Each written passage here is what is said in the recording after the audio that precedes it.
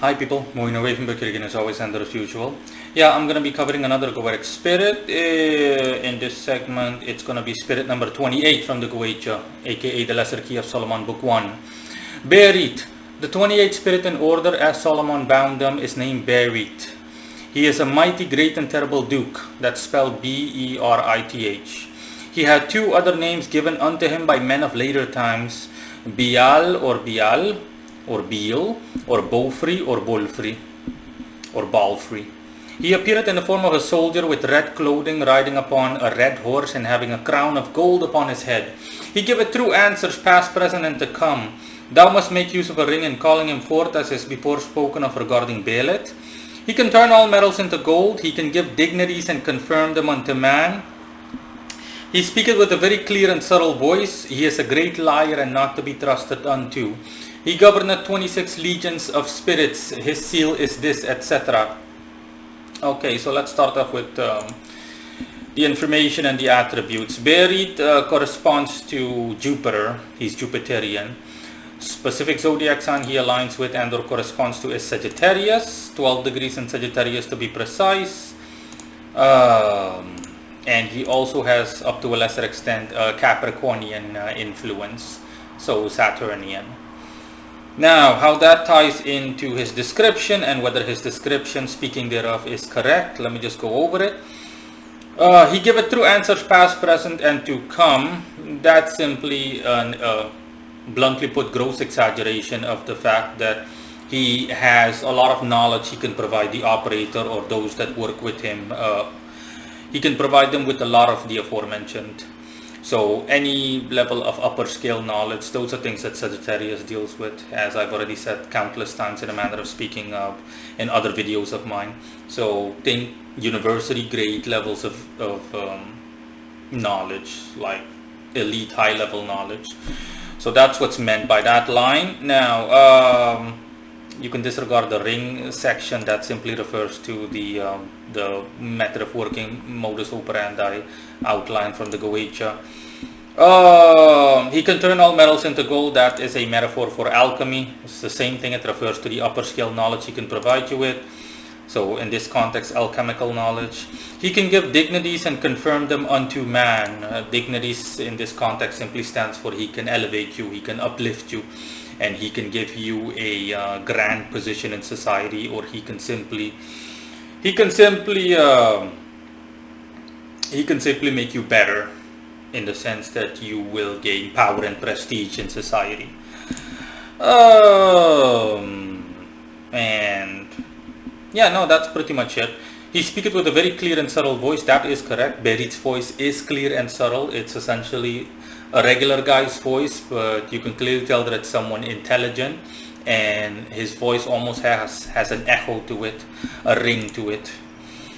He is a great liar and not to be trusted unto. Yeah, obviously that's a contradiction, because it says he giveth true answers, past, present, and to come earlier, and then all of a sudden he's a great liar. Based on my research, I would say that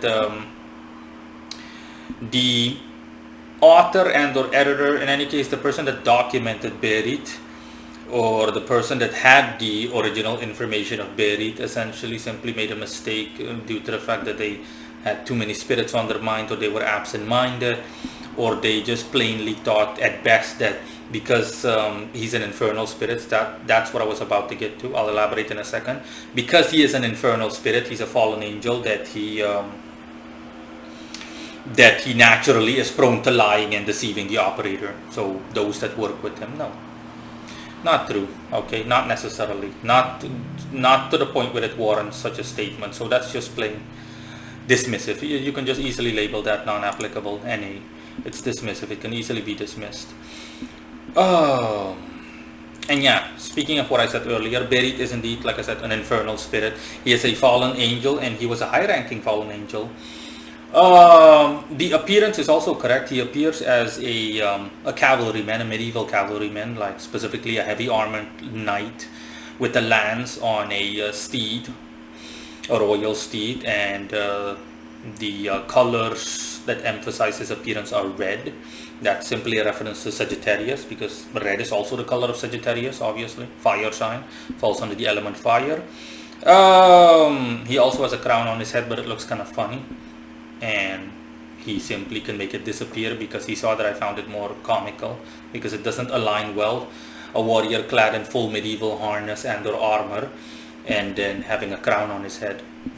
Let me see, what other interesting things can I share with the public in relation to Berith?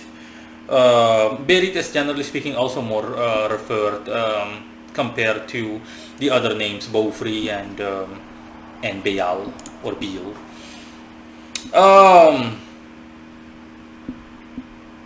Yeah, Berith was essentially called upon and or worshipped up until the 15th to 16th century, around 1566, to be as precise as possible. And it's more people of noble stock that called upon Berith, and they made him offerings of food and whatnot, essentially the things they ate, things that you would see at a lavish banquet, if you will, or just plain banquet. Berith has a true form, obviously. The form is simply derived from, generally speaking, those that worshipped him and or what they expected from him. And yeah, they also called upon him, generally speaking, for high-level knowledge regarding wartime affairs and things that the nobility occupied themselves with during medieval times. Of course, again, his working with them goes way back, but okay, a significant amount of information and cases in which he was called upon stem from medieval times, and the nobility simply called upon him for the aforementioned matters, as in battle tactics, strategies. How are we going to win this war? Are we going to win this battle? What can we do to improve our the tools of our soldiers? Everything relating unto that, as well as how can I improve my empire regarding knowledge and running things better administratively, you name it, yada yada yada. Specifically in the long term on a grand scale. So that's where Berith's skills and attributes tie into this whole thing. He's definitely he specializes by that in all of that. Definitely, that's what he mainly does. Oh yeah, and referring to the forms, Berith initially also has an additional form that looks like a gargoyle, honestly, like a beige colored gargoyle, pinkish beige colored gargoyle, like a gargoyle comprised of human flesh or with the color of human flesh, essentially like me. But it turns out that that is essentially just a manifestation. It is obviously him, but it's more the disgruntled. The appearance is more. It's a manifestation of how disgruntled he is with him being a fallen angel. His true and pure form is, because he's a fallen angel obviously, is an angelic being dressed in robes of white and red, or emphasizing those colors, and he has a red hairband. So a typical angelic looking being, just typical angel looking like that. And his shirt usually is not thingied. It's not buttoned together. It's a buttoned up shirt that goes down vertically, but it's not buttoned together, so his chest is like partially exposed like this. That's what Berith looks like. And that's pretty much it. Bye.